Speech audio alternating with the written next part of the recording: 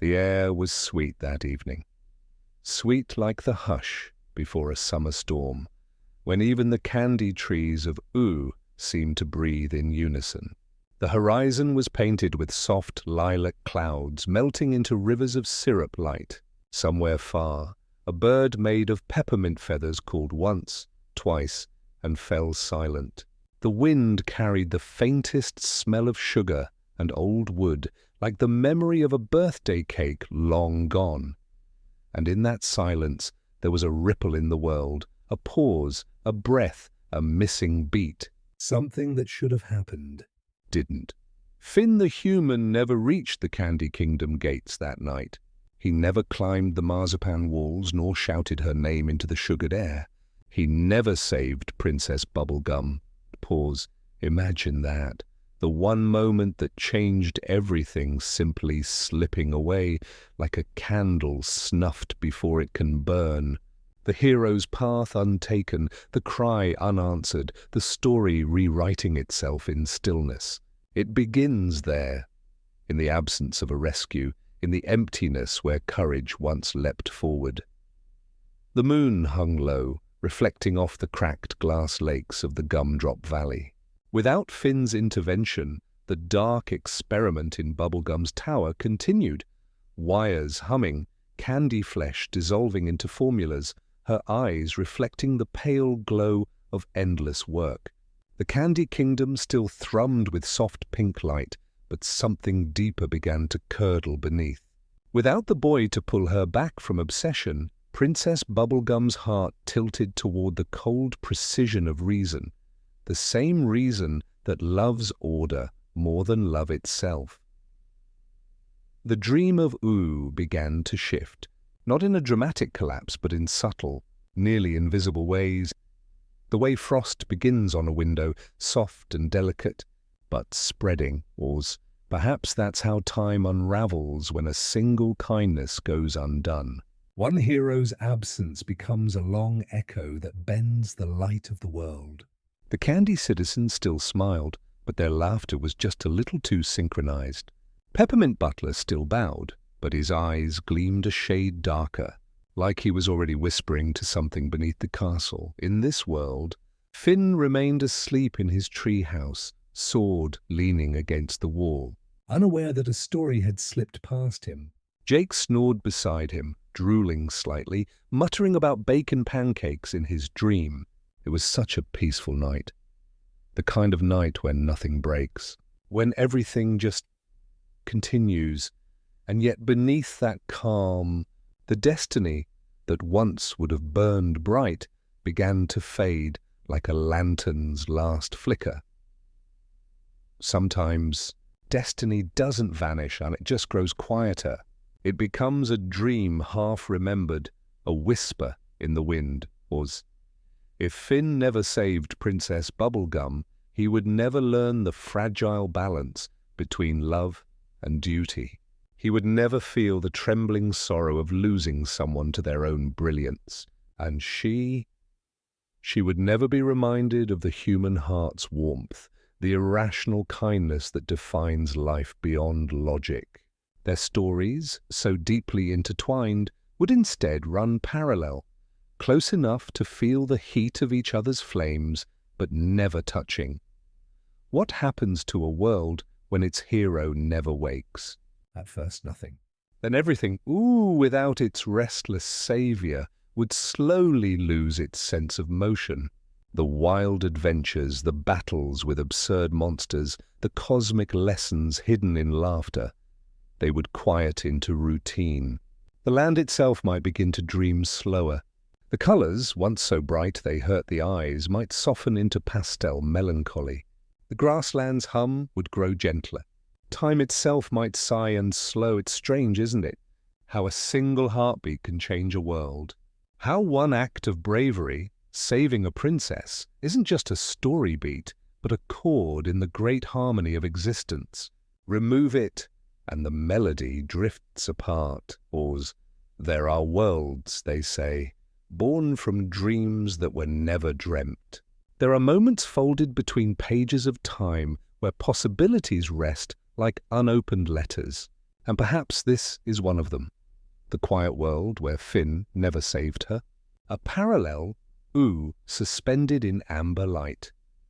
In that world, Bubblegum stands at her laboratory window, watching lightning play across the sugar hills. Her hands are steady, her mind unyielding, but her eyes are tired. Somewhere, deep inside her, a part of her still waits for something she can't name. Not a hero, not a savior, but a reminder that she is more than her logic, that she is still alive and still loved. But he doesn't come. She goes back to her work, and the thunder rolls on. Pause. Meanwhile, the treehouse remains full of silence. Jake snoozes, stretching into an impossible shape. The clock ticks. Finn dreams of nothing. The stars above him seem dimmer than usual, as though the universe itself has exhaled and decided not to interfere. What would it mean for him? The boy who never became the hero. He would grow up slower, perhaps quieter. His laughter would still echo through the hills, but it would carry less purpose. Without the trials that shape courage, he might never discover what he was capable of. Not the strength of his arm, but the strength of his heart. Yet there is a strange peace in that too. A life unburdened by fate, a boy who never had to fight. A world untested by chaos. Would that be so bad? Pause, maybe not. Maybe in that world, kindness grows in smaller ways. Maybe Finn becomes a gardener instead of a warrior, tending to strange blue flowers that hum softly in the moonlight. Maybe he learns to listen to the wind rather than to swords. Maybe Bubblegum's kingdom becomes a mirror of perfection, but without warmth, a place so peaceful that even the stars grow bored. A perfect world is still a world after all, just one without adventure. Without the tension between chaos and harmony that gives meaning to every song, every story, and that's what this world becomes, a story without a turning point. Pause. If you close your eyes now, you might see it. The Candy Kingdom bathed in gentle pink light, the sky glazed with stars that shimmer like tiny jewels. The air smells of spun sugar and ozone. There's peace everywhere. And yet if you listen closely, you'll hear the faint hum of something missing. A gap in the music of creation. A pause between notes. That's where our tale begins. Pause. Tonight, we walk through that pause, through the stillness between one choice and another, through the silent Ooo where the hero never woke and the princess never smiled in gratitude. We will wander its quiet streets, follow its slower stars, and listen to what the silence has to say. For sometimes it is in the story that never happened where truth reveals itself, not in the triumph but in the absence of it, not in the saving but in the stillness of what wasn't saved. Pause. Finn's sword rusts quietly by the window. The wind shifts through the branches of the great tree. Somewhere far beyond, the Candy Kingdom's towers glow like patient candles. The world continues, slower, softer, as though waiting for something unnamed. Maybe, in the end, there are no wrong timelines, only ones that ask different questions. What if the point was never saving the princess, but learning why he wanted to? The night deepens. The stars bend low over you. Somewhere in the distance, the faint sound of the wind carries the echo of a name that was never called. Bubblegum. But it fades before reaching her window, and the dream goes on. Pause. Tomorrow will come, as it always does. The sun will rise on a world unchanged yet forever different, one where time drifts gently and stories rest beneath the surface like forgotten seeds. And as you drift deeper into this story, let yourself imagine it not as a tragedy, but as a lullaby for what could have been, because sometimes peace is born not from victory but from stillness, and so the first ripple forms, unseen, unheard, but certain. The beginning of a world that forgot its own hero. Was in the next chapter, we will walk deeper into this untouched world, into the gardens of stillness, where even the candy blossoms whisper of dreams that might have been. The dawn rises not with fanfare, but with gentleness. It spills across the horizon like honey over warm bread. Slow, deliberate, golden. In this Ooo the sun does not hurry. It slides between the trees, brushes over the leaves, and kisses the surface of the gumdrop rivers with a patient hand. And beneath that patient sun, the garden blooms. No one knows who planted it. Some say it grew by itself, a gift from the world to fill the quiet spaces where adventure once lived. Others whisper that Finn, the boy who never saved the princess, found his peace here. The garden of stillness stretches beyond the eye's reach, a labyrinth of soft blue flowers and whispering vines. The petals hum when touched not with words, but with a faint vibration, like the murmur of a dream trying to speak. The air is thick with the scent of sugar grass and dew. Tiny candy moths drift lazily through the shafts of light, their wings scattering flecks of pastel dust that shimmer before dissolving. Pause.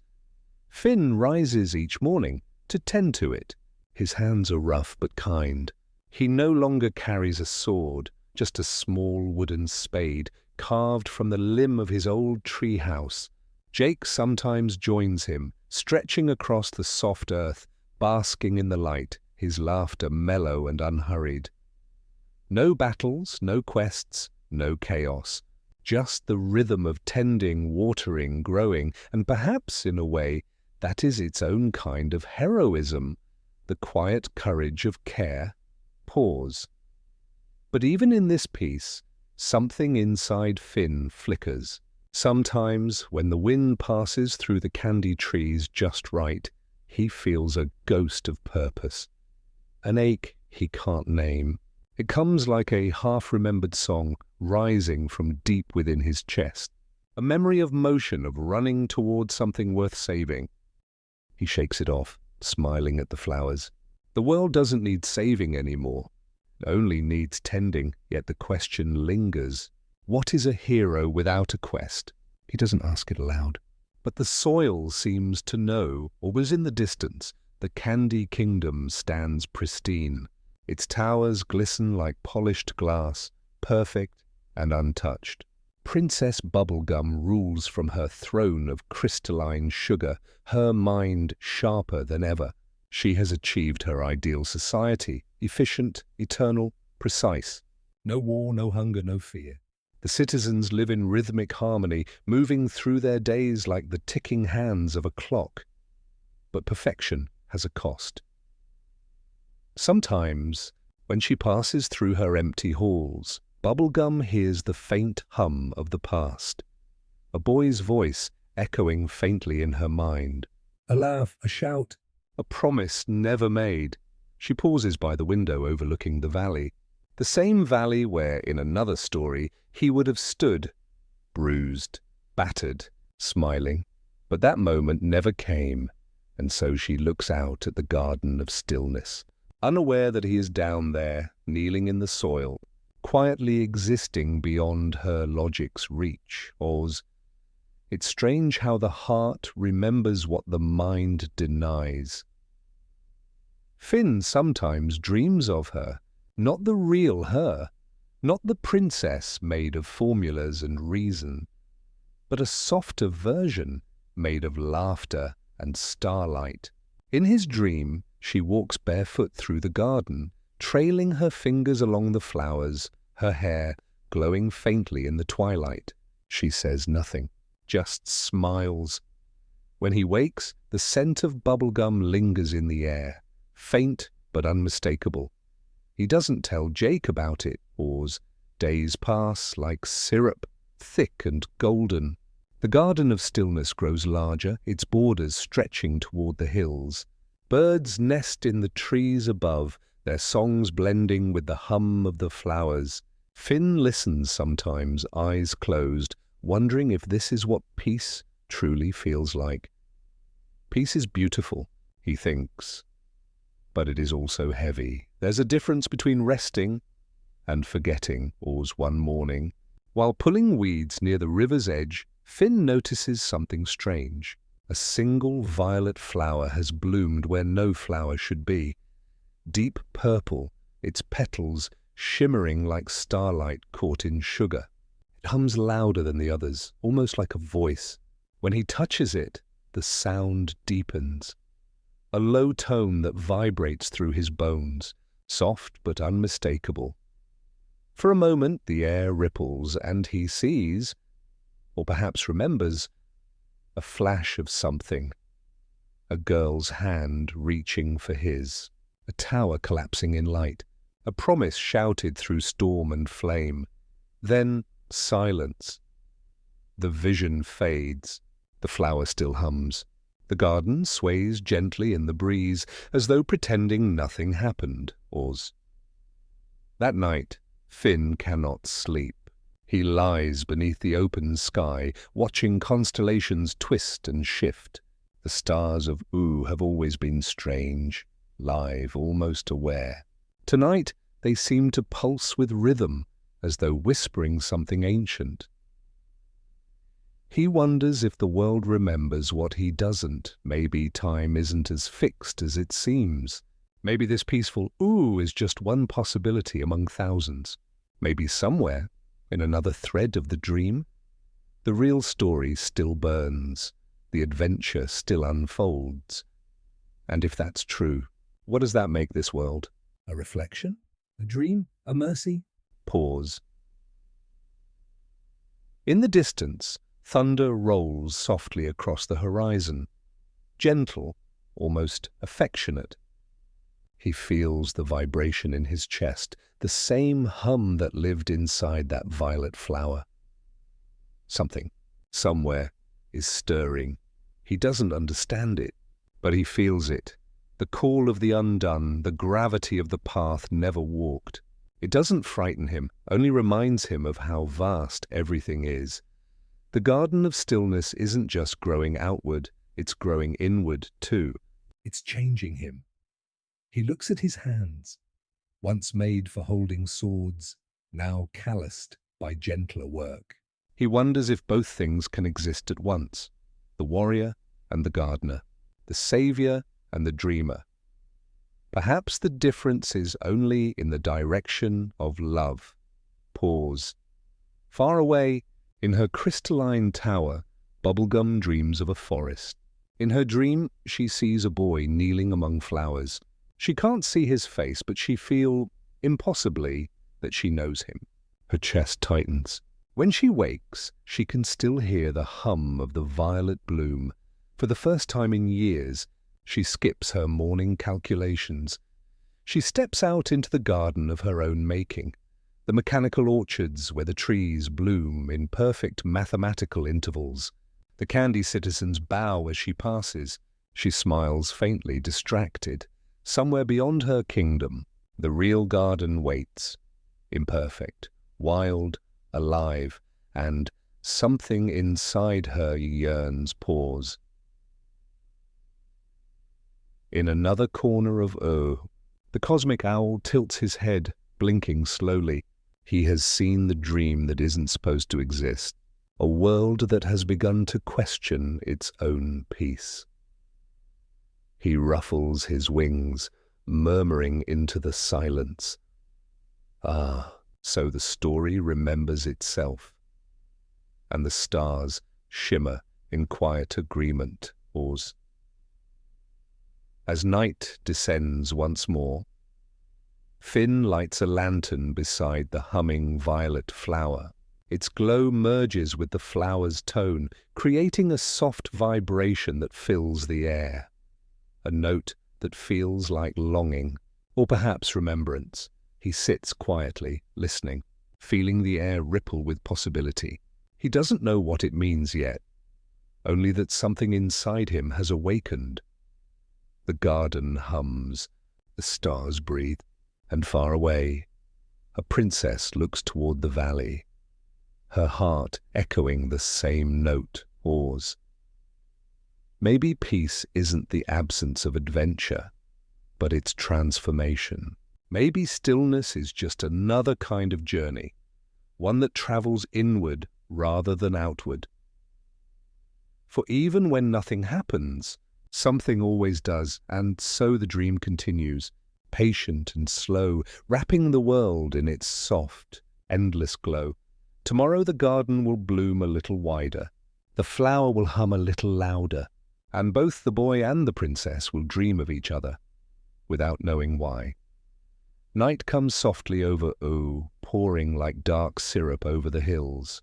The stars glimmer like sugar scattered on velvet, and the garden of stillness hums beneath them. Each flower a note, each petal a whisper, in an invisible song. Finn lies awake beside the violet bloom, its low vibration threading through the air like a slow heartbeat. It isn't loud but constant, a sound that feels alive, aware. It fills the silence around him the way warmth fills a room after winter. Pause. He doesn't remember when he first began hearing words in the hum.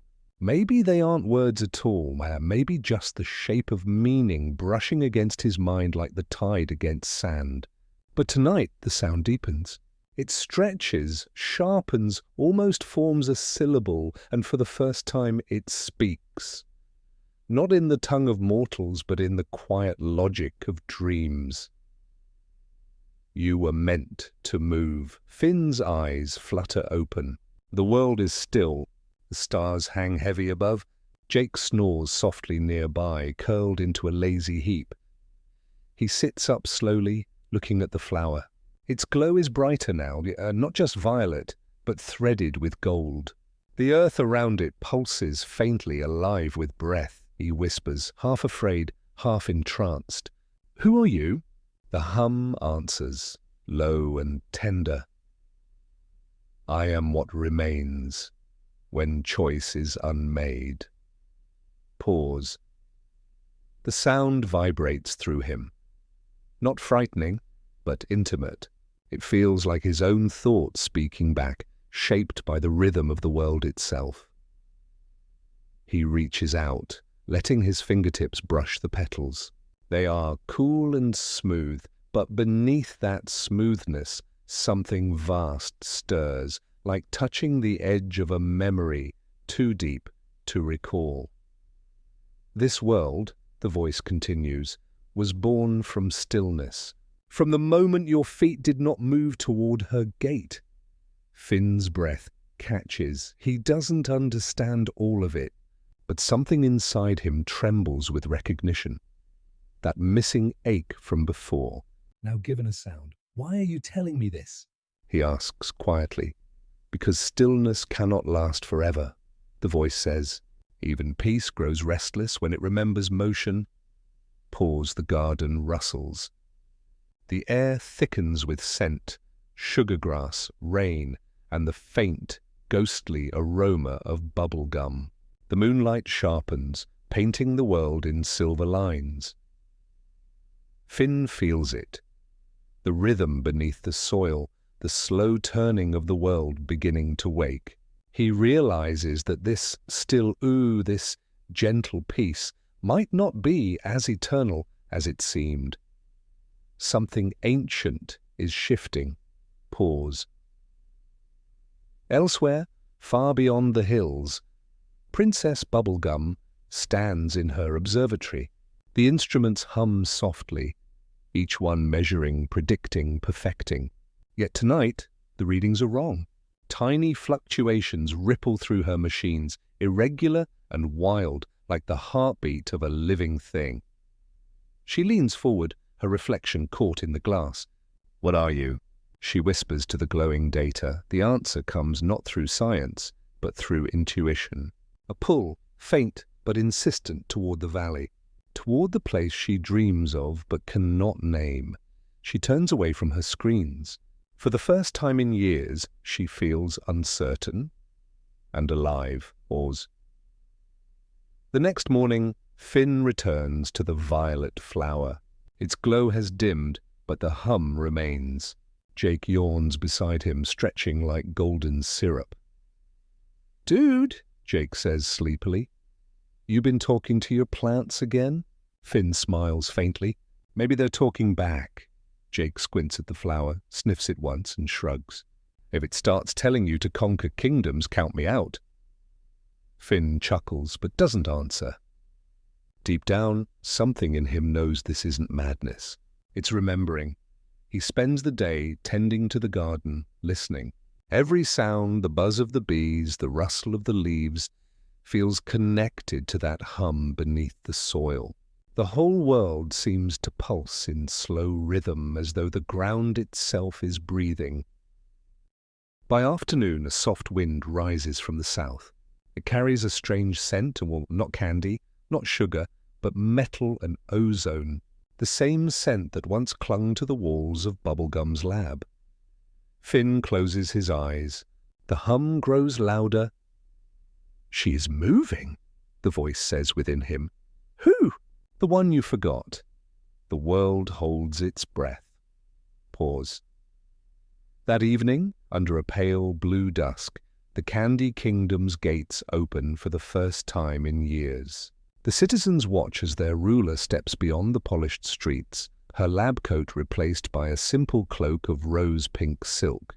She walks without entourage, her expression calm but searching.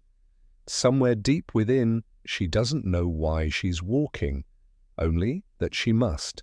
The data was clear, but her heart was louder. Every step she takes toward the valley feels both wrong and inevitable, like tracing the outline of a forgotten word. Watasiste, the garden of stillness, waits, shimmering. The violet flower's hum fills the air, resonating across the hills. Finn feels it before he sees her. A tremor in the quiet world, the sound of purpose returning. Jake lifts his head, ears twitching. "You feel that?" "Yeah," Finn murmurs. "Something's coming." Pause. She arrives at twilight. Princess Bubblegum stops at the edge of the garden, staring in wonder.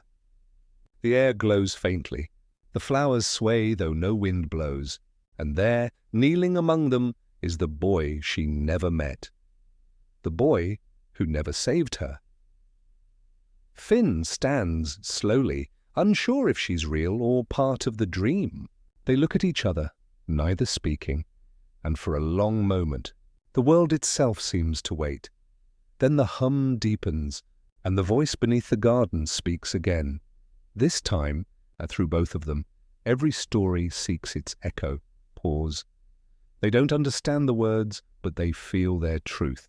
In that moment, something ancient awakens between them. Not memory, not fate, but resonance.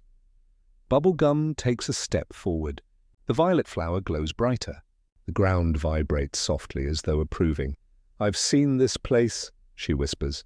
"In my dreams," Finn nods. "I think it's been dreaming us." Pause. Silence stretches between them, comfortable and strange. The stars above flicker as if drawing nearer. The air hums with quiet life.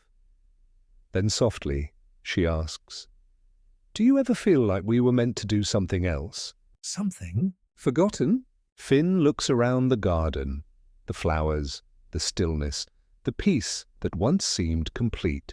"Maybe," he says. "Or maybe this is what comes after." Pause. The violet flower quivers. The voice hums again, deep and resonant. To remember is to begin again. A wave of light rolls outward from the bloom, washing over them both. In that instant, Finn feels the memories of another world rushing through him. The tower, the storm, the battle, her voice shouting his name, and she sees it too, the boy who once ran through fire for her. Two timelines touch. For a moment both exist. The peaceful Ooo and the chaotic one merge. Light and shadow braided in stillness. Then it passes, so pause. When the light fades, they stand quietly, unsure of what has changed. The garden hums softer now, content. Finn feels a warmth in his chest. Not purpose exactly, but understanding. Bubblegum kneels beside the flower, studying it, her scientist's curiosity awakening. "This shouldn't exist," she murmurs. "Maybe it's not supposed to," Finn replies. "But it does." Pause. The sky above them darkens to indigo. Fireflies rise, blinking like thoughts made visible. The world breathes. Long, slow, alive. Bubblegum touches the flower once more, then looks at him. "If peace is just a kind of sleep," she says softly, "then maybe this is us waking up." Finn smiles. "Yeah, maybe it is." They sit together in silence as the moon climbs higher, listening to the hum of the world that almost forgot them. And in that stillness, something begins, not a quest, not a war, but a remembering. The night sky above Ooo has always been alive, though few ever noticed. It breathes in slow rhythms, sighing through its constellations, whispering through the light. But on this night, the night after the violet flower spoke, the sky shifts in its slumber. The stars tremble faintly, as if remembering their own names. It begins with one flicker, then another, and then the constellations stir. The cosmic owl, half dream and half god, opens his enormous golden eyes in the black distance. Around him, the constellations hum like living runes. The land of Ooo glows far below, small and soft, wrapped in its candy-colored stillness. But something within that stillness has changed. A vibration rising from the soil itself, climbing into the heavens like the thread of a forgotten melody. Seated, the stars remember the sound of movement for centuries or seconds, for time folds easily here. They have dreamed of adventure, chaos, love, and loss. They have dreamt of Finn's laughter, Jake's songs, Bubblegum's logic, Marceline's sorrow. But in this world, where the boy never saved the princess, their dreams were muted. A lullaby without chorus. Now the hum has returned, and with it, possibility. The cosmic owl tilts his head. A faint wind passes through the dark void, carrying the taste of sugar and storm. He murmurs softly, voice rippling through galaxies. "Ah, they have found each other again." His feathers shimmer like nebulae, shedding sparks that drift toward the sleeping world below. Each spark becomes a falling star, tiny streaks of light crossing the soft night, diving toward Oo's gentle fields. Finn sees them first. He and Bubblegum are still sitting by the violet flower, wrapped in the quiet rhythm of shared silence. The garden glows faintly under the moonlight, and the scent of sugar grass fills the air. Then the first star falls, a thread of silver fire stitching the sky. He points. "Look!" Bubblegum follows his gaze, her eyes wide. Dozens of stars begin to move, tracing arcs across the heavens. They fall not in chaos, but in patterns. Deliberate, graceful, like the turning of a celestial clock. She whispers, "It's like they're waking up." Finn nods slowly. "Maybe they were waiting for us." Paland, the stars fall all night, filling the air with a soft, radiant hush. When dawn comes, the sky glows faintly violet instead of blue, as though tinted by the memory of the flower. The world feels lighter, though no one can say why. In the Candy Kingdom, citizens look up in wonder. The perfect patterns of their existence falter slightly, just enough to make space for awe. Peppermint Butler stares at the heavens, a knowing smile curving on his face. "Ah," he murmurs. The balance is shifting. Even the machines in Bubblegum's abandoned laboratory flicker to life, their screens scrolling with indecipherable runes. Energy readings fluctuate. Equations rearrange themselves. It's as if the laws of the world are remembering something older than science.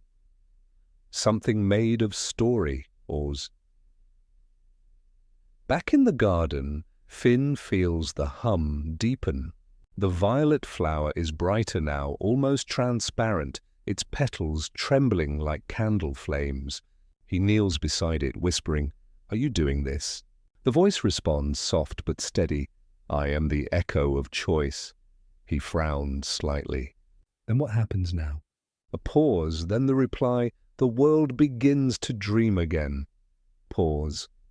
The words sink into him. Around him the garden stirs, vines unfolding, blossoms turning toward the violet bloom as if drawn by reverence. 1,000 tiny tones rise into the air, blending into one great harmony. The sound is too gentle to be music, too vast to be mere noise. It feels like remembering itself. Finn closes his eyes. He sees flashes.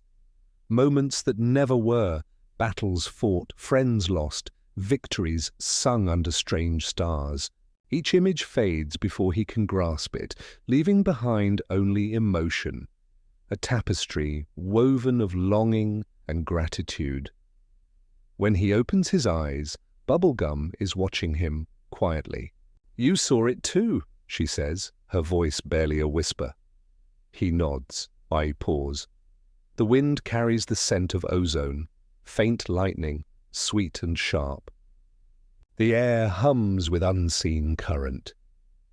"Something's coming," she murmurs. "Yeah," Finn answers softly. The story. Pause. Above them, the cosmic owl spreads his wings.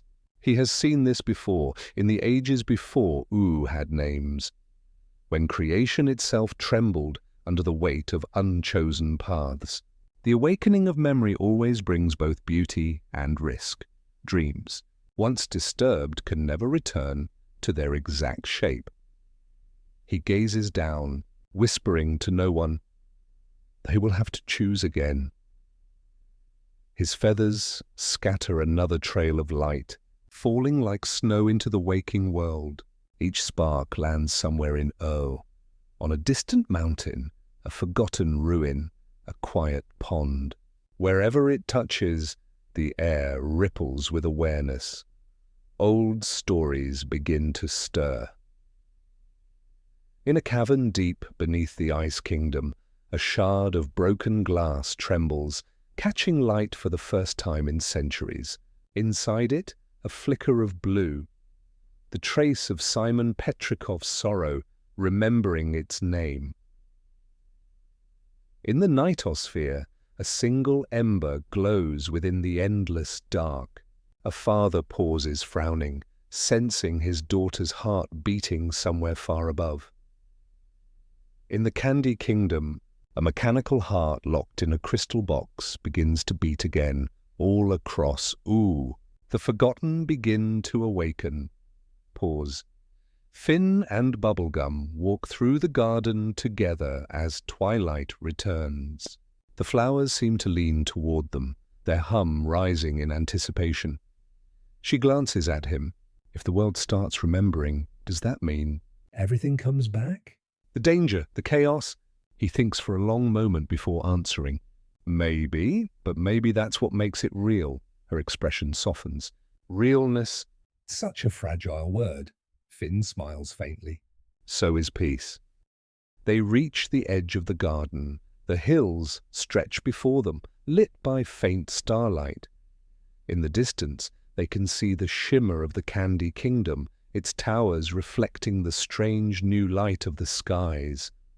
Bubblegum sighs. "I built that world so no one would get hurt again. But I think, in making it perfect, I made it sleep." Finn looks at her, gentle but sure. "Then maybe it's time to wake it." Pause. She studies him as if seeing him for the first time, not as a savior, not as a myth, but as a human being who carries light quietly inside him. For a moment, the silence between them feels holy. Then, from the depths of the garden, the violet flower glows once more, brighter than before, almost blinding. The air ripples with energy. A pulse spreads outward through the earth, reaching far and wide. And as the light travels, the stars above flicker, every constellation blinking awake, their ancient lines rearranging. The very heavens rewrite themselves. What a pause. The cosmic owl watches, his voice soft as twilight. It begins again. Closes his eyes, and the last of his feathers drift down toward Ooo, joining the hum below. And in that harmony, between the stars that remember and the earth that listens, the world begins to change. The Candy Kingdom's towers pulse with light. The oceans shimmer with long-forgotten life. In the forests, the trees begin to whisper old names. Time bends, dreams breathe, and the peace that once felt eternal begins to evolve. Not to chaos, but to balance, Oz. Finn and Bubblegum stand hand in hand, watching it all unfold. The stars above them shimmer brighter than ever, no longer distant, but awake, aware, alive. For the first time since this quiet world began, Ooo remembers how to dream. The morning light does not rise, it spills. Like paint tipped over by accident, gold rushes across the horizon and falls into the hills of Ooo, flooding the world with warmth and awakening. But this dawn feels strange. The air tastes of copper and memory. The light hums, faintly alive. It seems to vibrate within the leaves and stones, within the sugar-glass walls of the Candy Kingdom, and within the quiet space of the heart, and, all across the land, something long dormant begins to breathe. In the Candy Kingdom, the citizens awaken with murmurs of confusion. Peppermint people blink, clutching their polished heads. Gumball guards rub their candy eyes. They remember dreams they never had before, dreams that don't belong to this perfect, peaceful world. One remembers the sound of distant thunder, the war drums of the Flame Kingdom. Another, the faint ache of love for someone who never existed. Another still, the terror of an ancient winter that froze even the heart.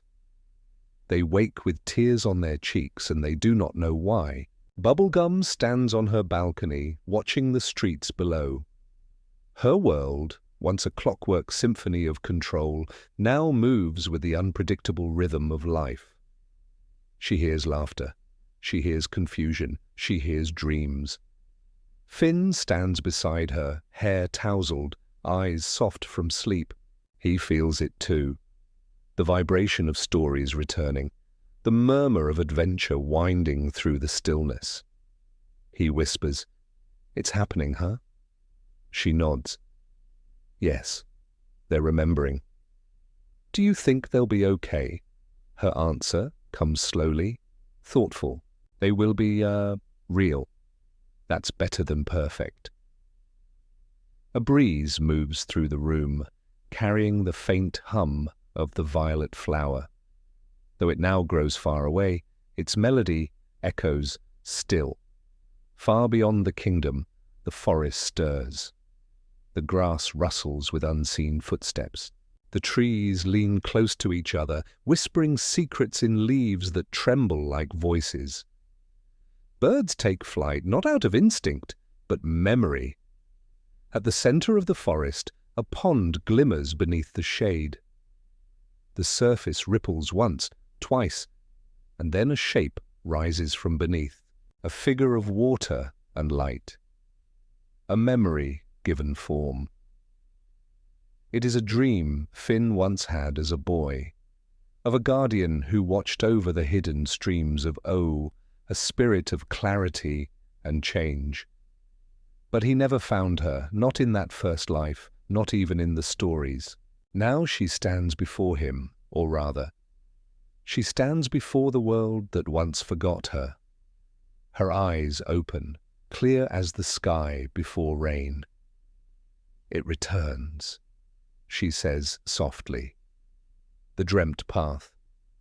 The pattern beneath waking, All around her, ripples spread outward, carrying her whisper through rivers and lakes, through roots and vines. Every drop of water begins to dream again. Back in the Candy Kingdom, Princess Bubblegum's instruments go wild. Needles spin, crystals crack, screens shimmer with sigils she did not code. "Finn," she calls out, urgency hiding beneath calm. There's a surge of resonance spreading through the biosphere. It's everywhere. He walks closer, squinting at the light. Resonance? Not magic, she says, shaking her head. Something older, something alive. They both turn toward the window. Outside, candy trees sway as if moved by invisible music. The air itself hums in reply. Finn's gaze softens. "I think the world's dreaming." Pause. She hesitates. "Dreams can be dangerous." "Yeah," he says with a half smile. "But they're the only place where things change." Pause. The hum grows louder. It rises from every living thing. A harmony built from the pulse of thought, the thrum of longing. The people of Ooo begin to hum back, unconsciously joining the rhythm. Something in the fabric of reality bends. For a moment, everyone remembers something beautiful they once lost. A father remembers his daughter, a hero remembers his brother, a mountain remembers its song, and Finn, he remembers the road, not a specific one, not made of stone or dirt, but the road of becoming, that endless walk toward meaning, through danger, laughter, and heartbreak. The one that always ended with him standing beneath the stars, whispering, "I'm ready." Now that old feeling stirs again. He steps outside. The sky is full of faint color. Not blue, not pink, but some shade that feels like a breath between them. In the distance he can hear something calling, faint and steady, like a heartbeat from far away. He can't tell if it's real or dream or both. "Finn," Bubblegum calls softly from the balcony. "Where are you going?" He glances back, smiling. "To listen." Then he walks into the sunrise. Everywhere he goes, the world responds. The trees bend slightly in his direction, leaves murmuring. The wind shapes itself around him, curling through his hair. Tiny creatures peer from their burrows, blinking as if recognizing an old friend. The land remembers him. Even though this version of him never fought, never bled, never saved, still it knows. The echo of the hero remains woven into its soul. Finn kneels beside a patch of wildflowers, the same violet hue as the one in the garden. He places a hand on the soil. It's warm, alive, breathing. He closes his eyes, and the world opens. He stands again in a vast white space, endless and still. The voice of the violet flower speaks once more. The dream spreads, he nods. "Yeah, I can feel it. But dreams are rivers. They can heal, or they can drown." He opens his eyes within the dream. Stars float above him, connected by golden lines. So what should I do? Walk the river. Learn its current. Do not let it swallow those who cannot swim. He frowned slightly. How will I know the difference? The flower's voice softens, a sigh in eternity. By remembering that you are not separate from them. What you dream, they dream. What you heal, they heal. He looks down. The reflection of the world shimmers beneath his feet, glowing like a living heart. He can see the Candy Kingdom, the forests, the frozen mountains, all pulsing in rhythm, and for a moment he understands. This isn't about saving the world. It's about letting it feel again. Pause. The voice fades. The white space melts back into daylight. Finn finds himself standing at the edge of a river, one that wasn't there before. Its waters are silver, dreamlike, moving both forward and backward. He steps in. The current wraps around him, neither cold nor warm, just knowing. Each ripple shows him a memory, moments of joy, sorrow, and endless beginnings. He walks until the far shore appears.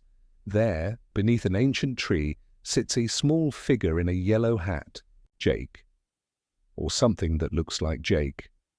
Finn freezes. His heart lifts, trembles, then sinks.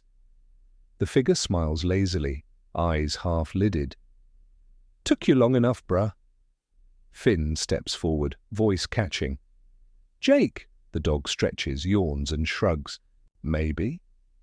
Or maybe I'm what your heart made when it missed me too much."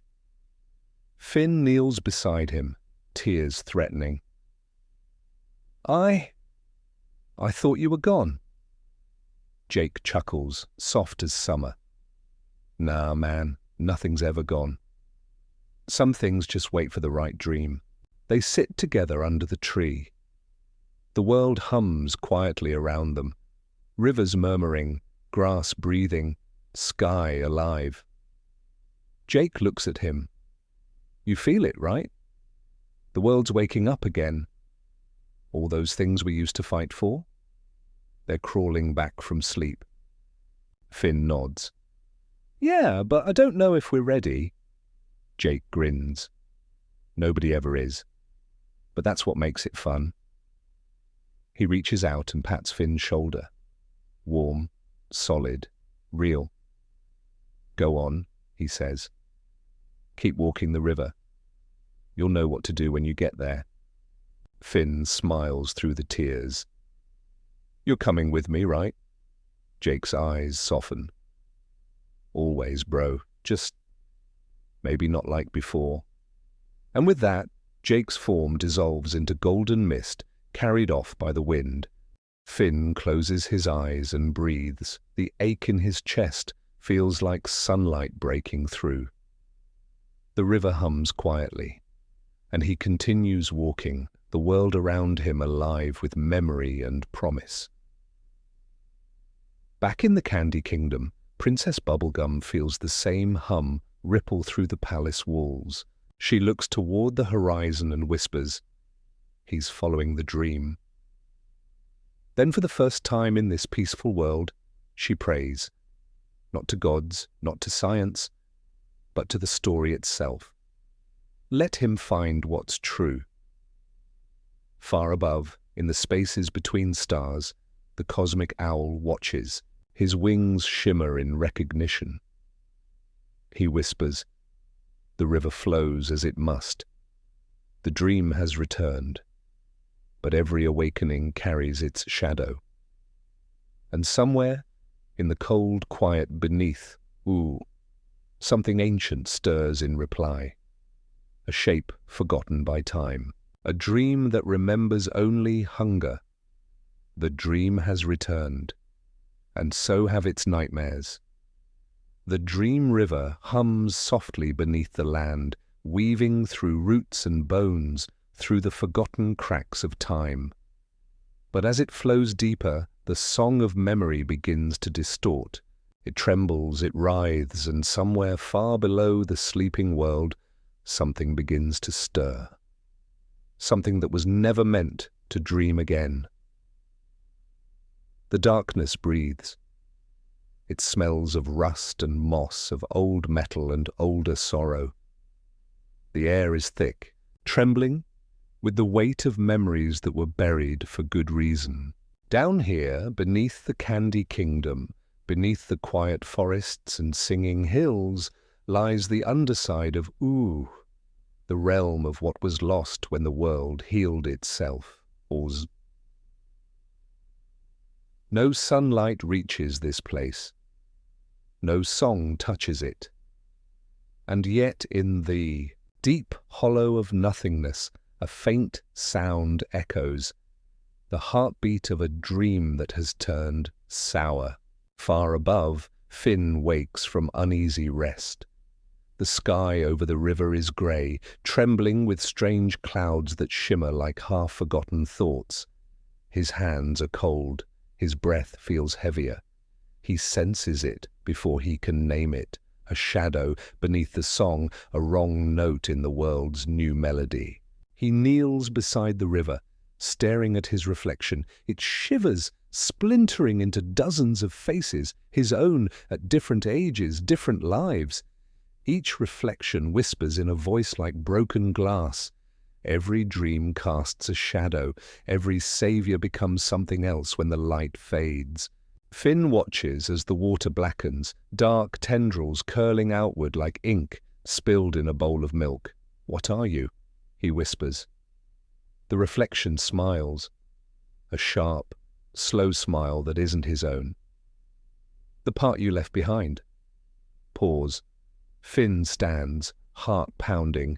The world feels thinner now, like a dream nearing the edge of waking. The trees twist in ways they shouldn't. The sky hums too fast, too loud. He starts walking. Back in the Candy Kingdom, Princess Bubblegum's machines are screaming. Alarms ring in soft, musical tones. Even their panic is melodic. The readings on her screens spike, showing waves of energy rising from beneath the surface of the planet. She whispers to herself, the subconscious, it's turning inside out. Her assistant, a gumdrop with nervous eyes, trembles. "Is it bad, Your Highness?" She doesn't answer immediately. Her eyes drift toward the distant horizon where Finn disappeared hours ago. "It's balance," she says finally. Even dreams need an underworld. She turns toward the window. I just hope he finds it before it finds him. Deep in the woods, Finn finds an old ruin. It looks familiar. Stone walls swallowed by vines, doors half buried by earth. He realizes with a pang that this was once the entrance to the Fire Kingdom's old tunnels, long forgotten after the world reset itself. He steps closer. The air grows colder. A smell like burnt sugar and blood fills the space. When he places a hand on the stone, it vibrates faintly. Something alive hums beneath. He whispers to himself, "So this is where the dream goes when it rots." He descends. The tunnels twist like veins. They pulse faintly, lit by the red glow of unseen energy. His footsteps echo in the dark, steady, human, alone. But not for long. As he reaches a lower chamber, he hears it, the sound of breathing, deep, uneven, like the exhale of something enormous. He moves closer, light flickering from the lantern he carries, and there it is. A vast creature, its body made of shadows and ash, coiled around the remains of the old world. Its eyes are endless holes of lightless gold, its mouth a wound that never healed. Finn's breath catches. He knows this presence, though he's never seen it before. It's the dream of despair. The collective weight of every failed story, every unfinished hope, every voice that whispered maybe next time before fading away. In another life, maybe the lich was its vessel. But this is older. This is the echo of meaning itself trying to dissolve. The creature speaks, its voice the sound of wind through tombs. You are the boy who did not save her. Finn stiffens. What do you mean? The shadow leans forward. In one world, you fought.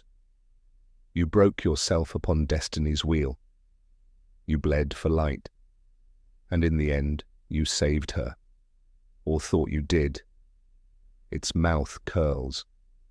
But here, in this world of peace, you chose to rest, to let her heal herself. You made a choice, and every choice leaves another version behind. Finn's hands tremble. You're saying I created you? The creature laughs, a sound like cracking ice. You created all of this. The peace, the river, the flower, even me. For every dream of light, there must be its echo. I am the sorrow you forgot. Finn shakes his head. No, you're just what's left of a story that ended. You don't belong here. The shadow stretches higher, scraping the ceiling with claws of darkness. Neither do you. Pause. Finn reaches for the sword at his side. Though it glows faintly, it feels lighter than before, as if unsure it still belongs to him.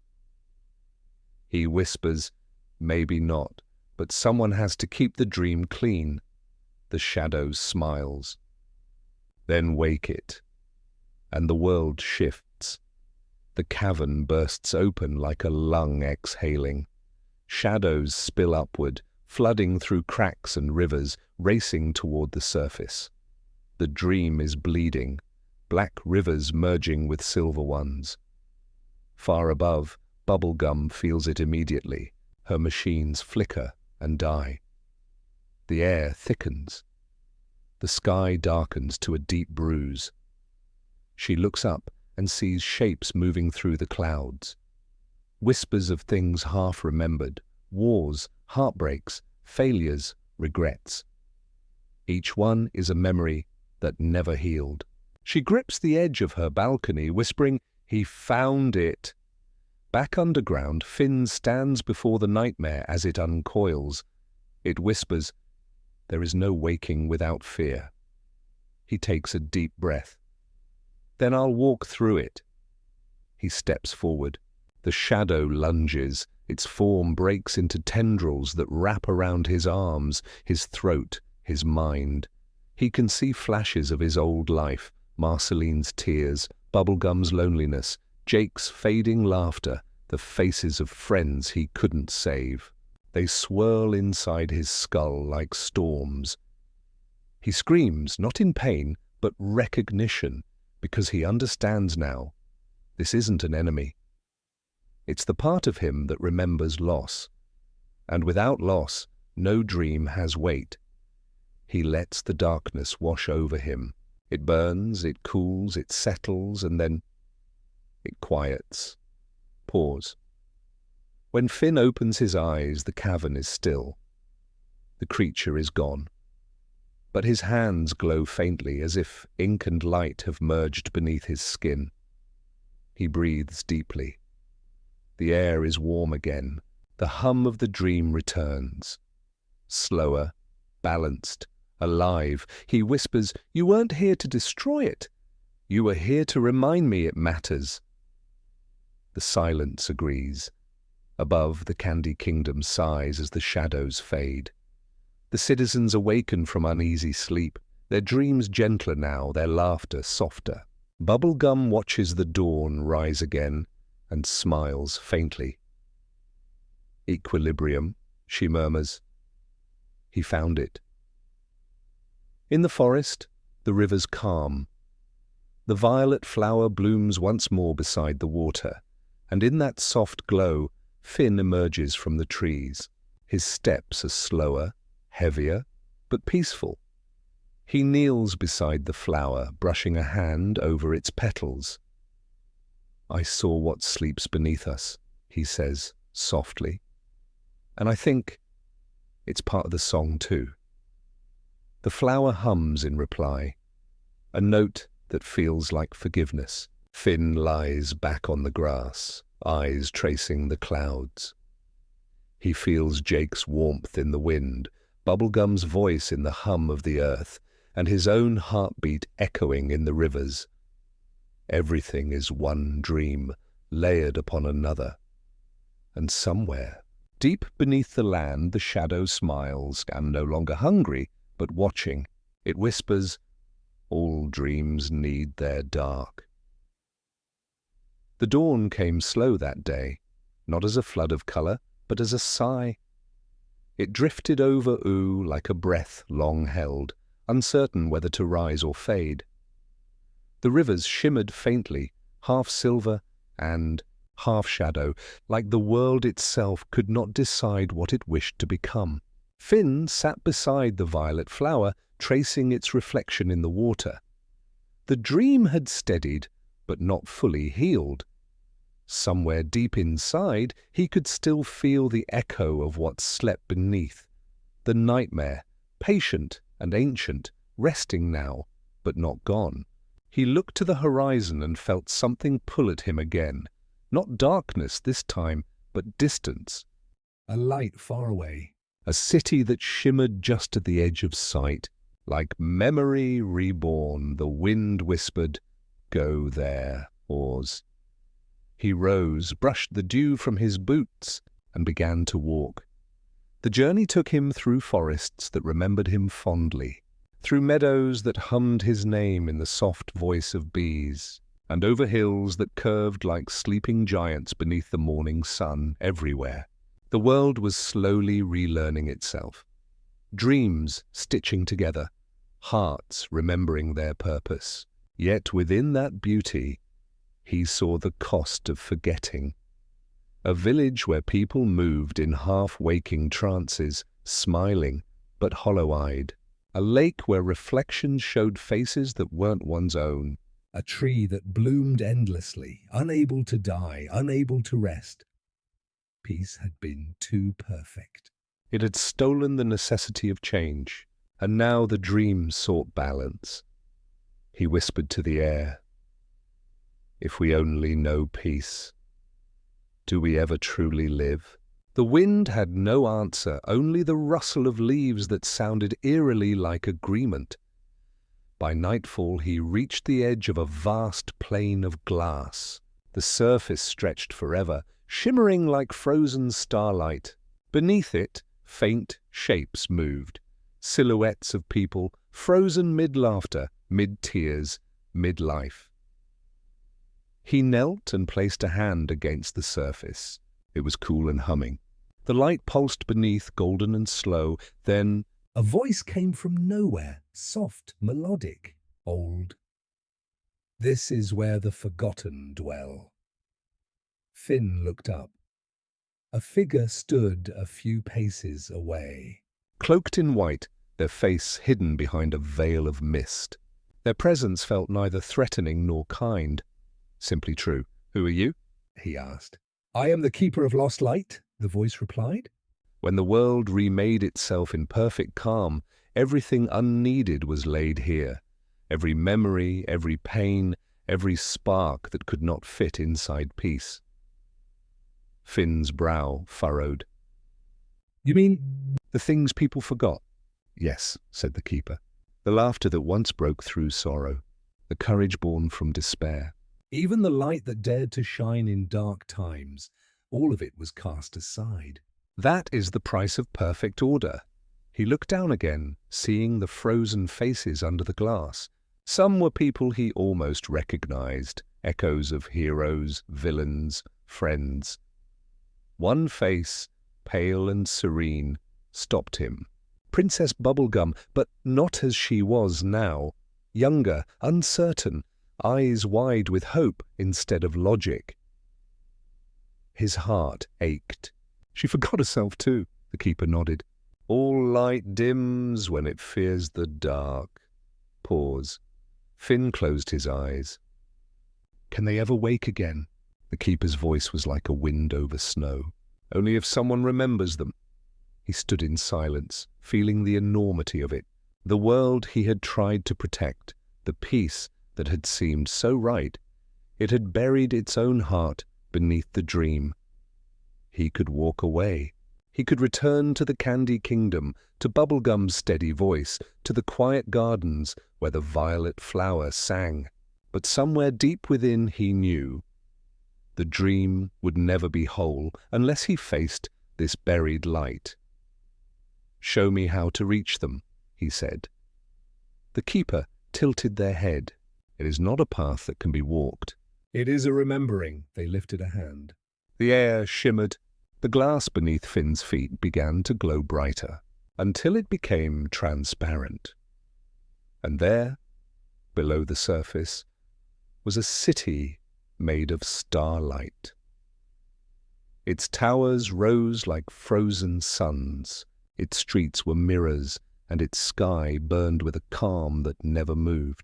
Within it, thousands of figures drifted half awake, their bodies luminous yet fragile, as if made of memory itself. "This," the keeper said softly, "is the kingdom of forgotten light." Finn's breath caught. "It's beautiful, yes," said the keeper. And dying, he knelt at the edge of the glass. "What happens if it fades completely?" The keeper's voice turned solemn, and the dream becomes hollow. "The world will still breathe, but it will never feel." "It will live without stories, without fire." Finn's eyes burned. "Then I have to go down there." The keeper looked at him for a long time. "Once you enter, you may never return the same." "Light changes those who touch it," he smiled faintly. "It already has." And with that, he pressed both palms against the glass. The surface warmed beneath his touch, then liquefied. He sank through it like a man descending into a golden sea. At first there was only light, soft, endless light that wrapped around him like silk and starlight. It smelled faintly of rain and sugar, the scent of the candy kingdom in spring. Then slowly the shapes began to form, the city gleaming like an echo of heaven. Finn stood upon a street of mirrored stone. His reflection rippled below his feet. The air here had a hum to it, like distant singing. Everywhere he looked, people drifted like ghosts.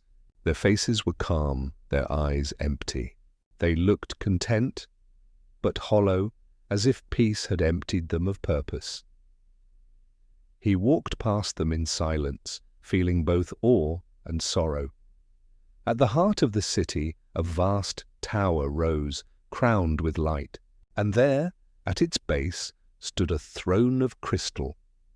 Upon it sat a figure made of golden glass.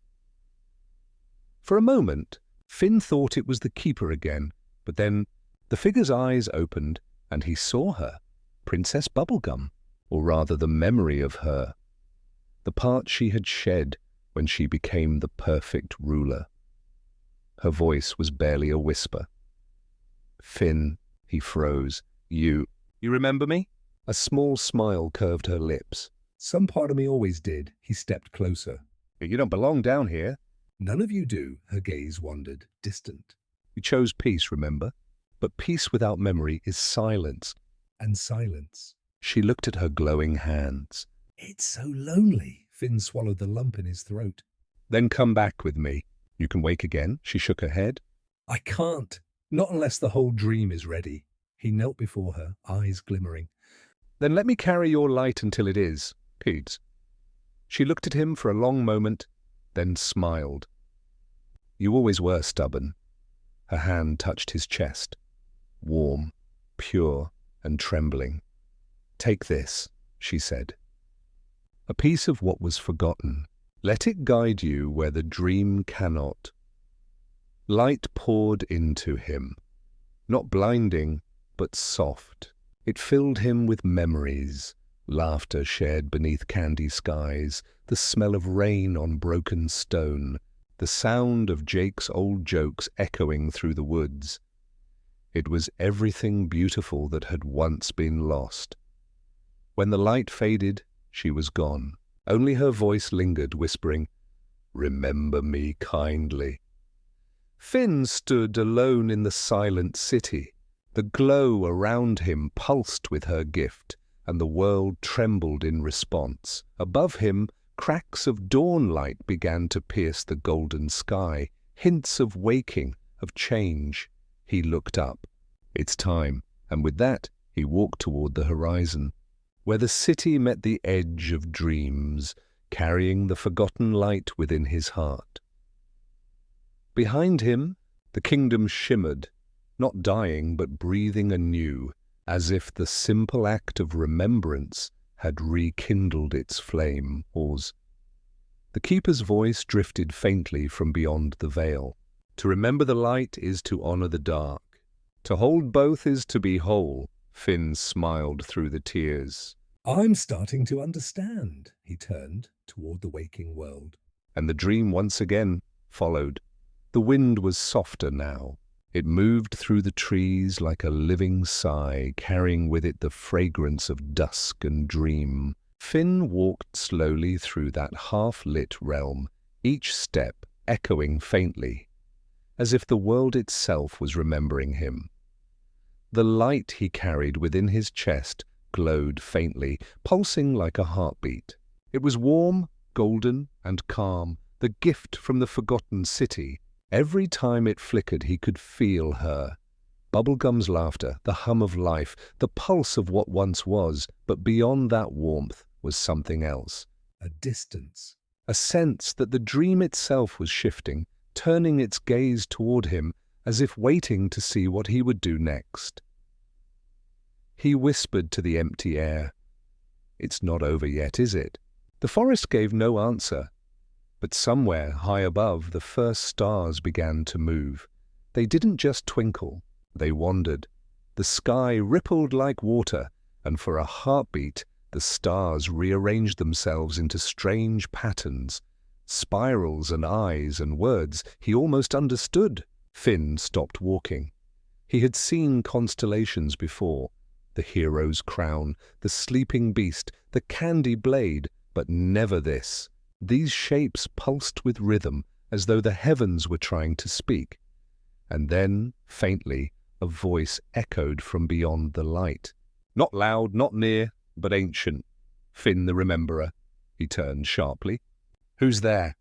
The forest darkened around him. The trees seemed to pull back, their roots whispering through the earth like serpents.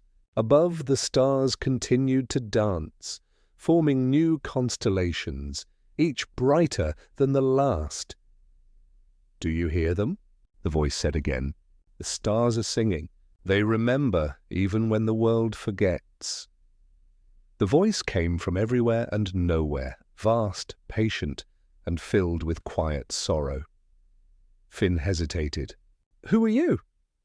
There was a pause. Then the sky opened. Not with thunder or light, but with silence so deep it became music.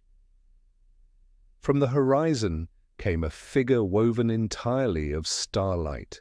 Their form shimmered and shifted, sometimes tall, sometimes small, always impossible to define. When they spoke, the air itself trembled. "I am Astria, the dream between stars, the memory of those who once dreamed the first dream." Finn stood still, unsure whether to bow or speak.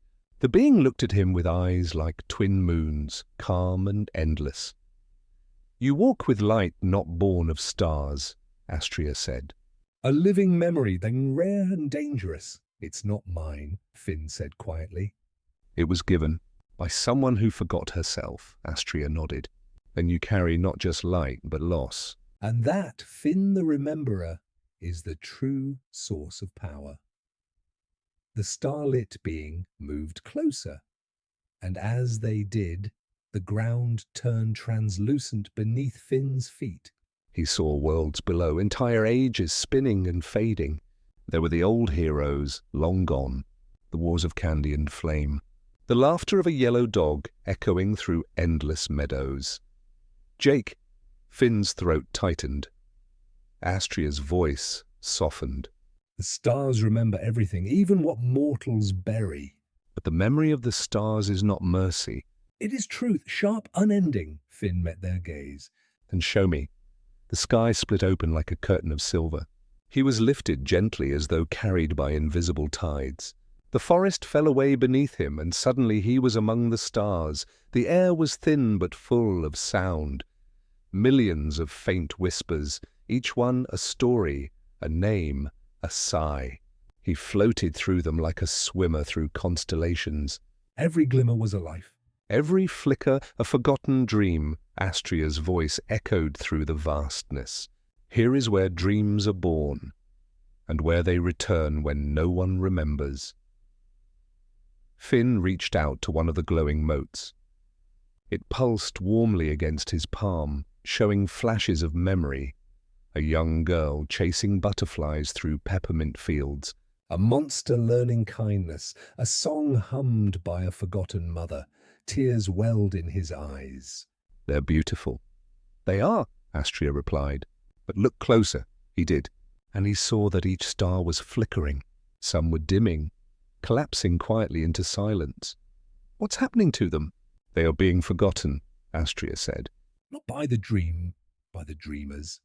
The truth hit him like a quiet avalanche. The dream of peace that had stilled Oo's heart had also stolen its need to remember. Every soul, content and still, was slowly letting go of the stories that made them alive, even Jake's laughter. Even Marceline's songs. Even the voice of bubblegum. He clenched his fists. That's not peace. That's sleep without waking, Astria's form flickered. The stars agree. That is why they called to you, Finn frowned. Me? Why me? Because you are awake, said Astria. Because you remember what it means to hurt and still love. Because you carry both darkness and light without rejecting either. You are the balance the dream forgot. The starlight around him trembled, brighter now, as if the cosmos itself were breathing with his heartbeat. You can restore them, Astria continued. But not by returning light, by teaching the dream to remember. How? He asked, voice trembling. Astria lifted a hand. A single shard of starlight drifted toward him, small and clear as crystal. This is the memory seed, they said. Plant it where the dream began, and the stars will remember themselves. The world will awaken gently. Finn took the shard, feeling its hum beneath his skin. It glowed in sync with the light already in his chest. Where did the dream begin? He asked. Astria's eyes turned distant, almost mournful, in the place where night and day kissed for the first time. You will know it when you see it. The stars around him began to dim, signaling the end of the vision. Finn felt the pull of gravity again, the whisper of trees, the hum of water far below. Before he fell back to earth, Astria spoke one last time. Remember, Finn, the stars do not fade because they die. They fade because no one looks up anymore. The words echoed through him as he descended. He landed softly beside the violet flower. The forest shimmered faintly, alive, aware. The shard of starlight floated above his palm, waiting. He looked to the horizon where dawn and twilight were meeting. That thin line of gold and blue that seemed to breathe. I'll find it, he whispered. Place where dreams were born. He glanced up one last time. The stars above him pulsed once, slow and gentle, as if bowing in return. And as he began to walk, they whispered his name in the language of light. Finn the Rememberer, the boy who taught the stars to dream again. The land was quiet now, too quiet. As Finn walked through the sleeping fields of Ooo, the wind no longer carried songs, no laughter rippled through the leaves. The sky itself seemed to hold its breath. Clouds floated like unmoving spirits, pale and watchful. Each step he took stirred small whirlwinds of dust, glowing faintly with remnants of forgotten magic. The shard of starlight Astria had given him pulsed gently in his hand, its rhythm perfectly in tune with the heartbeat of the world. It was guiding him, not north, not south, but towards something deeper, a place that wasn't bound by direction. As he followed its glow, the earth beneath him changed. Grass gave way to smooth white sand, sand to crystal, and crystal to water that did not wet his boots. He walked on light itself, a river made of memory, flowing softly beneath his feet. Somewhere in that vast stillness, he began to hear a distant sound, like a slow heartbeat, or the echo of waves against glass. He looked up. There it was. At the horizon stood a vast structure of light and shadow, half temple, half dream. Its walls shimmered between shapes. Sometimes a castle, sometimes a tree, sometimes a mountain made of clouds. It was alive, breathing in silence. and at its highest point burned a single flame, blue and calm. "The place where night and day first kissed," Finn murmured. He felt the air tighten as though the world itself had recognized its name. He approached the temple slowly. The light around it pulsed like a heartbeat. Once bright, once dim, once bright again. When he reached the base of the steps, he felt a presence waiting for him. It wasn't hostile. It wasn't kind either. "It was knowing," Finn, it whispered. "You came." From the shadows stepped a figure that mirrored him perfectly. Same face, same eyes, same weight in the stance. But its skin shimmered faintly like moonlight, and its expression carried the stillness of eternity. "Who are you?" Finn asked softly. The figure smiled faintly. "I am the dream of who you could have been, the one who never had to fight, never had to lose, never had to wake." It was his reflection. He did have the Finn who lived in peace after never saving bubble gum, after never losing her. The Finn who never carried a sword or sorrow. He took a step forward. "You're not real." The reflection tilted its head. "Aren't I?" "You created me when you dreamed of a gentler world." "I am the echo of your wish." The air shimmered. Around them the temple sighed like a sleeping giant. "Then why are you here?" Finn asked. "To stop you," said the reflection quietly.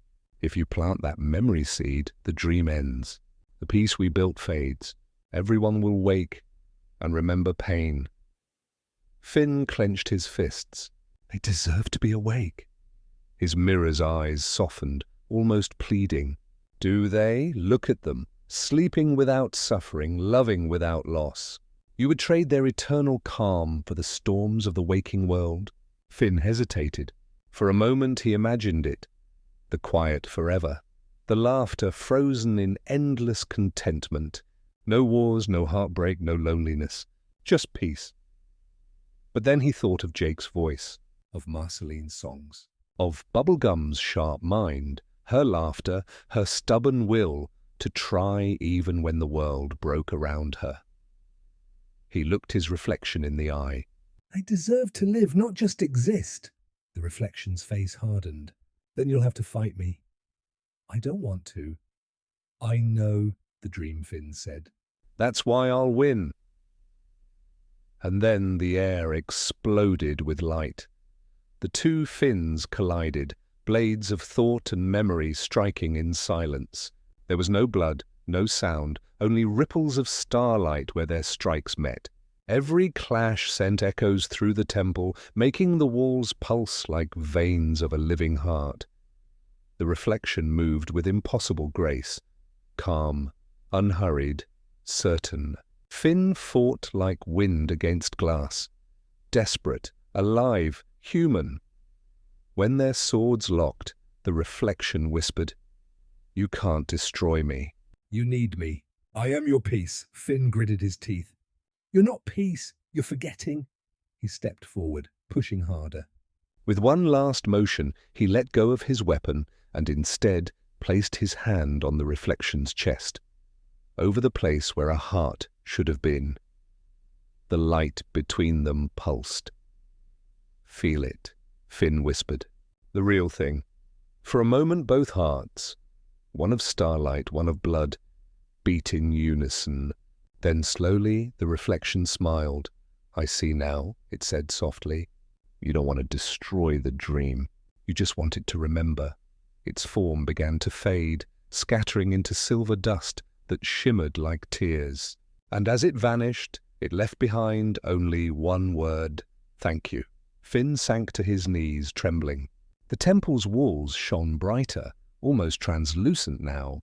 The air was thick with warmth, the pulse of something awakening. He walked to the heart of the temple, where the blue flames still burned.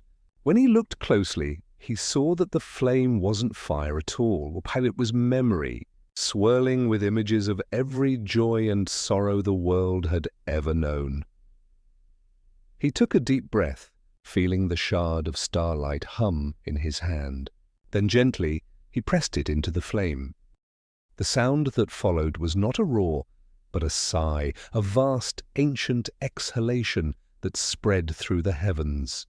The flame turned white, then gold, then every color at once.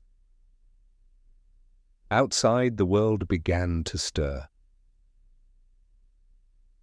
Across Ooo, the sleepers started to move. Candy people blinked and looked at one another, unsure why their hearts ached. The Ice King paused mid-dream and felt, for the first time in centuries, a tear run down his cheek. Marceline looked up from her twilight song, realizing she was humming again, a tune she thought she had lost. And in a small clearing by the river, Jake opened his eyes. "Buddy?" he whispered. Finn felt it, like the echo of laughter carried on the wind. The dream was remembering. But even as joy filled the air, Finn could sense the other truth. Awakening would come with pain. Memories long buried would resurface. Loss would return. He stood still in the glowing temple, bathed in colors of rebirth. The stars above him pulsed, forming constellations of new shapes. Astria's voice echoed faintly through the wind. "You have done what few dare, Finn the Rememberer. You have awakened the dream gently." He closed his eyes and let the light wash over him. He could feel the presence of everyone he had loved, near, alive, remembering. As dawn began to break across the horizon, Finn walked out of the temple. Behind him, it dissolved into mist and starlight, returning to the place between dreams. Ahead, the world was stirring with life. Birds sang again. Rivers glittered. And somewhere far away, laughter rose, fragile but true. He smiled softly. For the first time in what felt like centuries, the air smelled of morning, he whispered to himself. Now they'll remember the stars. He turned toward the light. And with the calm certainty of one who had accepted both sorrow and joy, Finn began his final walk home. Morning unfolded like the slow unfurling of a flower. The sky above Ooo was painted in quiet layers of rose and gold, the kind that seemed to hum softly rather than blaze. A fine mist rolled through the valleys, catching the first rays of sunlight, turning them into ribbons that drifted and twined like living silk. Finn stood upon a hill overlooking the Candy Kingdom. He hadn't seen it like this in so long. The towers were faintly cracked, the walls vine-touched, the air filled not with laughter, but the sighs of things returning. Yet in every ruined edge there was beauty, the delicate breath of becoming. The shard of light in his chest had dimmed now. It was no longer a beacon, but a pulse, gentle, steady, alive. The temple was gone. Astria's voice had faded. And the world, after so long a sleep, was stirring again. A gentle wind passed over him. It smelled of sugar and stone, of old rain and something sweetly burnt. The scent of memory itself. He closed his eyes, breathing it in. Each inhale felt like a return. Each exhale a farewell. Pause. The first to wake had been the trees. Their branches no longer drooped like tired arms. They reached upward now, remembering what it was to yearn for light. Then came the rivers, whose songs returned in trickles, then in whispers, then in laughter, and then slowly came the people. They stepped out of their slumber like children emerging from a long, gentle dream. Some wept softly, not knowing why. Some smiled through their tears. Others simply sat upon the grass, feeling the earth breathe again beneath them. Among them was Princess Bubblegum. She stood upon the palace balcony, her crown slightly askew, her hair wild with the memory of sleep. Her eyes were distant at first, lost somewhere between past and present, until they fell upon the lone figure standing upon the distant hill. Her breath caught. It couldn't be, and yet she knew it was. Finn turned as though he had felt her gaze across the wind. For a long, weightless moment neither moved. It wasn't the reunion of old heroes. It wasn't the triumph of prophecy fulfilled. It was something quieter. A single, perfect recognition that after all the forgetting, they still knew each other. He began to walk toward her, his steps slow, unhurried, as if crossing through time itself. And she, in turn, descended the palace steps, her fingers brushing the stone that had once echoed with their laughter. When they met in the square, the city around them held its breath. "Hey," he said softly. "Hey," she replied, smiling through the shimmer of tears. They didn't embrace at first. They simply stood there, close enough to feel the warmth of each other's presence. Then finally, she reached forward, resting her hand over the faint light that glowed in his chest. "It's still there," she whispered. He nodded. "It's everyone's now." Even the stars remember. For a while they spoke of small things, the way the trees had begun to bloom again, the old songs that still lived in corners of memory, the little pieces of the dream that refused to fade. Bubblegum told him that the kingdom had begun to rebuild, not out of duty, but out of gratitude, that the people remembered what it meant to care, to worry, to feel. "They're scared," she said softly, "but in a good way, like waking up after a long nap and realizing you're late for something important." Finn laughed, the sound light and human. "That's how I feel too." She looked up at him then, her expression tender, curious. "Do you ever wonder what would have happened if you hadn't?" "Saved me?" He smiled, and there was no bitterness in it, only calm acceptance. "I think about it all the time," he admitted. "But then I remember. If I hadn't saved you, maybe the world wouldn't have learned how to wake again." Her eyes softened. "Maybe saving doesn't always mean keeping safe." "No," he said. "Sometimes it means letting go." They stood together in silence, watching the sun climb higher, spilling gold over the once-forgotten city.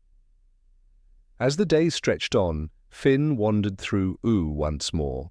He saw the Ice King, or rather, Simon, standing by a frozen pond, gazing at his reflection with gentle confusion, whispering names to the wind. He saw Marceline sitting atop her old house, humming a tune he half remembered, one that trembled between sorrow and joy. He saw the candy people planting flowers in the cracks of the cobblestones, laughing when the blooms sprouted too tall. Everywhere he went, he saw fragments of waking, tiny sparks of remembering. He passed the tree fort. It was overgrown now, its ladders swallowed by vines, its windows clouded with dust. But as he stepped inside, the smell hit him. Wood and breakfast and the faint trace of adventure. "Hey, buddy," said a voice from the loft. Finn turned. Jake stretched lazily, his eyes half open, his smile slow and real. "Took you long enough," Finn laughed, a tear breaking free before he could stop it. "Guess I had to take the long road." Jake hopped down, his body warm and soft as always. "Figures. You always were the dramatic one." They stood there for a while, not needing to say much. Outside, the wind moved through the leaves, carrying the scent of life returning. "Everything feels different," Jake murmured. Finn nodded. "It is, but it's also the same. I just remembered." Jake leaned back, hands behind his head. "So what now?" Finn smiled faintly. "Now we live." "We remember." "We try again," Jake chuckled. "You sound like Princess Bubblegum." "Maybe she's rubbing off on me." "Or maybe," Jake said, yawning, "you finally learned what it means to be peaceful." That night, Finn climbed the hill once more. The sky was wide and deep, the stars bright as candle flames. But now they were moving again, gently, alive, whispering the same song he'd heard in Astria's realm. He sat in the grass, knees to his chest, and watched them shift. The constellations were different now. Where once they told the stories of old heroes, now they formed something new. Shapes of trees, of rivers, of hands held together. They told the story of a world that had slept and remembered how to wake. He smiled softly, his eyes half-lidded, his breath slow. For the first time in forever, he didn't feel the need to fight or fix or flee. He simply was. The stars whispered his name, their voices slow and kind. Finn the Rememberer. He whispered back, voice barely a breath. Thank you. The wind brushed his hair. Somewhere far below a city dreamed, not of forgetting, but of remembering together. And as he lay back upon the grass, eyes gazing up at the stars that once forgot themselves, he realized something simple and profound.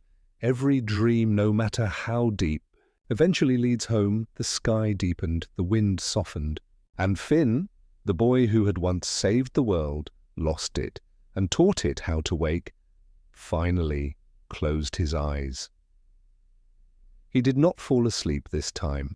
He simply rested.